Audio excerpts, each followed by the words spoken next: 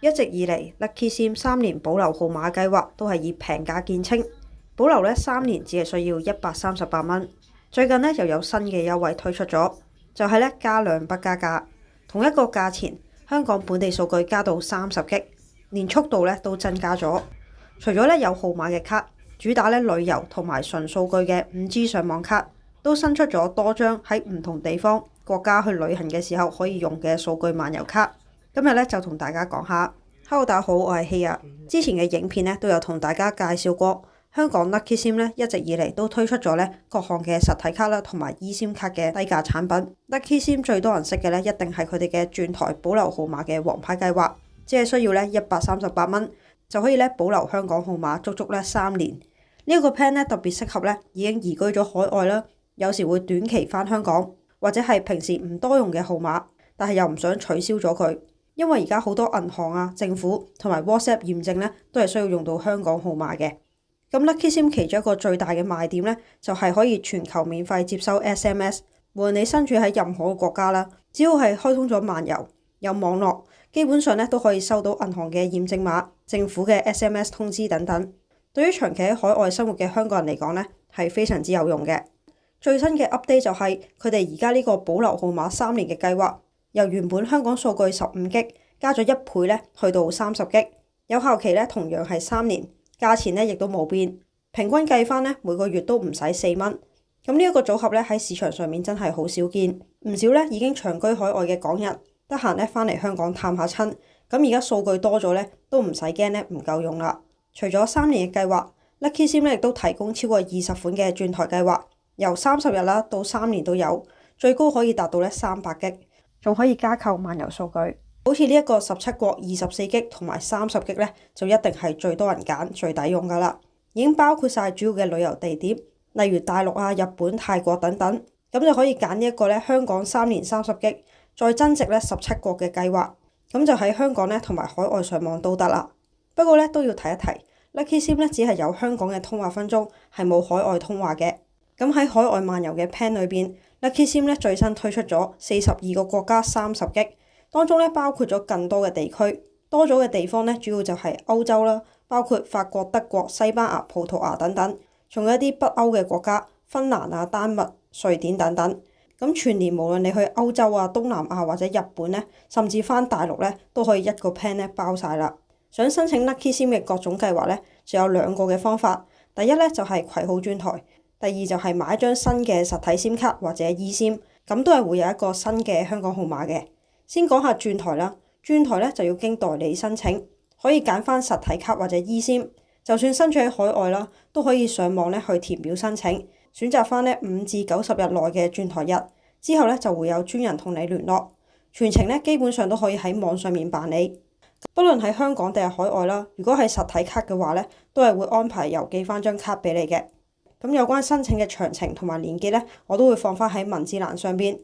有需要咧就可以填翻呢個表格，咁同時咧就會跟進噶啦。除咗攜號轉台之外咧，Lucky SIM 咧都有提供新號碼嘅，唔同嘅計劃咧就可以上翻網店 oneworldsim.com 嗰度揾到。攜號轉台嘅計劃咧，全部都係有新號碼嘅 eSIM 可以揀，不過咧就唔係全部都有實體卡嘅。如果係要實體卡嘅話，最平咧係可以買一個365日5G嘅計劃。開通咗個電話號碼之後咧，就可以再增值咧更多嘅數據。另外一直以嚟最受歡迎138蚊3年30G呢個計劃咧，已經出咗實體卡啦。買咗卡之後咧，就要上翻去 Lucky SIM 嘅網頁嗰度登記，咁即時咧去拍攝翻你嘅證件啦，可以用咧香港身份證、護照或者咧往來港澳通行證嚟到實名。但係咧有香港身份證嘅人咧，就一定要用香港身份證去實名，係唔接受咧特區護照同埋 BNO 嘅。而本身已經用開 Lucky SIM， 手上咧有一張實體卡係想換成新嘅 eSIM， 或者咧係一個舊嘅 eSIM 係想轉移去新機嗰度，咁呢一個轉移咧都係需要一張新嘅 eSIM QR code，咁當中咧就可以揾客服啦或者代理去代辦嘅。而喺轉換嘅過程入邊，用戶原本電話卡入邊嘅計劃、數據、通話分鐘同埋餘額咧，都係會直接轉移去新嘅 eSIM 嗰度，唔需要額外任何嘅設定嘅。一般嘅情況下咧，最快大約半個鐘左右咧就可以正式生效噶啦。而舊卡或者係舊嘅eSIM咧就會自動作廢。eSIM 喺網頁上面成功落單之後，所有 eSIM 嘅 QR code 咧都係會用 email 咧直接發送俾你，一樣掃描啟動同埋實名之後就可以使用啦。eSIM 一般嘅有效期咧就係60日，所以就算咧你準備換手機，又未即刻咧要安裝 eSIM 嘅，都可以咧買咗先。咁到新機咧到手啦，咁先至再啟用。如果當時有咩特別嘅優惠減價咧，都可以先鎖定個優惠。咁都有好多人問 Lucky SIM 或者 Lucky Two 點樣去查數據用量呢？以前咧就係用手機咧打電話去*116*1井，講話咧仲有幾多數據剩等等嘅。咁而家咧都仲係可以用呢個方法嘅，但有啲網友咧就話喺海外咧就未必查到。Lucky SIM 咧已經引入咗喺網上面咧都可以查到呢個用量。咁個方法咧 Lucky SIM 同埋 Lucky Two 咧係用兩個唔同嘅網頁嘅方法咧，就係填翻張卡嘅 ICC-ID 啦。實體卡咧即係張卡後面嘅嗰個號碼。eSIM 咧就即係 QR code 下面嘅嗰個號碼，之後咧就可以接收咧 SMS 嘅驗證碼，或者咧如果係 Lucky SIM 嘅話，就要輸入咧呢一張卡嘅電話號碼。Lucky Two 嘅實體卡咧就要輸入大卡上面 PUK1 嘅號碼，所以大家買咗張卡之後咧就唔好咁快抌咗張大卡佢，或者咧最少要影翻張相先。而 eSIM 咧就要提供發出時候收 QR code 嘅嗰個 email， 之後就可以睇到張卡嘅詳細資料噶啦。包括係有效期啦，用咗幾多數據同埋通話分鐘等等。講到 Lucky Two 啦，佢最主要嘅定位咧就係旅遊嘅漫遊卡，同樣咧係有實體卡同埋 eSIM 嘅。隨住上年港版 iPhone 17系列咧支援 eSIM 嘅功能，香港咧都越嚟越多用家咧係轉用 eSIM 嘅。咁相信喺今年起咧，更多唔同品牌嘅手機都會陸續咁樣加入 eSIM。而旅行時候咧用 eSIM 咧亦都真係好方便嘅，一嚟可以上網買啦。二嚟咧落到機嘅時候咧又唔使換卡，唔怕咧整唔見咗本身嗰張咧實體卡。而家 Lucky Two 其中一款最受歡迎嘅 eSIM 咧就係呢一張50個12G 嘅 eSIM，裏邊咧就包括咗12G 嘅漫遊數據啦。用完之後咧仍然有限速嘅無限上網，覆蓋地區咧亦都咧增加到成50個國家同地區，包括亞洲啊、歐洲、美國、加拿大等等，適合咧多國旅行嘅時候使用。咁一般嚟講去旅行咧當係每日平均用到1G。咁呢張卡咧已經可以用到10幾日嘅行程啦，原價咧120蚊，而家咧只係需要100蚊，基本上一年去2-3次短途旅行咧都完全冇問題。如果係成日北上咧去內地嘅，咁一張咧5地30G嘅年卡，包括中港澳同日韓嘅呢一個組合，咁就啱晒啦。一年可以去幾次咧內地同埋日本都得，同埋咧全部 Lucky Two 嘅漫遊卡，因為係屬於香港嘅 IP 啦。翻到去內地咧，都係可以直接用到 Facebook 啊、WhatsApp、Google 呢啲網頁嘅。同樣啦 ，Lucky Two 好多嘅產品用完佢5G 嘅高速數據之後咧，都係繼續有限速上網，咁咧仍然可以用嚟覆下啲 message 啊，簡單咁樣睇下啲資料。咁咧去緊旅行嘅時候咧，都唔會一下子完全冇晒數據咁彷徨。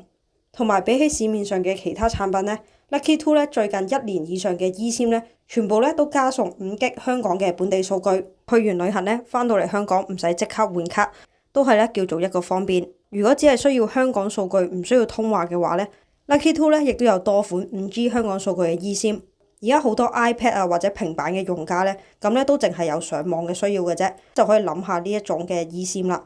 而數據越多咧，有效期就會越長。例如1年20G 啦，最長咧係有3年同埋高達咧500G嘅。仲有而家 Lucky Two 咧都有得增值啦，可以喺同一張卡上面咧增值唔同嘅數據計劃，只要咧提供 ICC-ID 嘅號碼咧就可以增值。不過要留意 Lucky Two 增值係會清空晒之前原本嘅數據，咁如果唔想麻煩嘅，就可以咧直接買一張新卡，可能咧更加方便。實名方面，無論係 Lucky SIM 定係 Lucky Two 啦，如果喺香港或者台灣使用咧，記得咧要先去官網完成實名登記。其他國家使用咧就唔使實名登記嘅。咁基本上咧，只要成功安裝咧，並且開啟漫遊數據，咁咧都係可以即時使用噶啦。咁講咗咁多，如果需要咧唔同國家旅遊嘅上網卡啦，除咗 Lucky SIM 嘅官網之外咧，都可以喺我哋 onewellsim.com 嘅網店嗰度揾到。咁咧已經集合咗咧多張 Lucky SIM 啦同埋 Lucky Two 嘅旅遊 eSIM。無論咧係需要幾多嘅數據啦，單一國家或者多個國家嘅上網卡咧，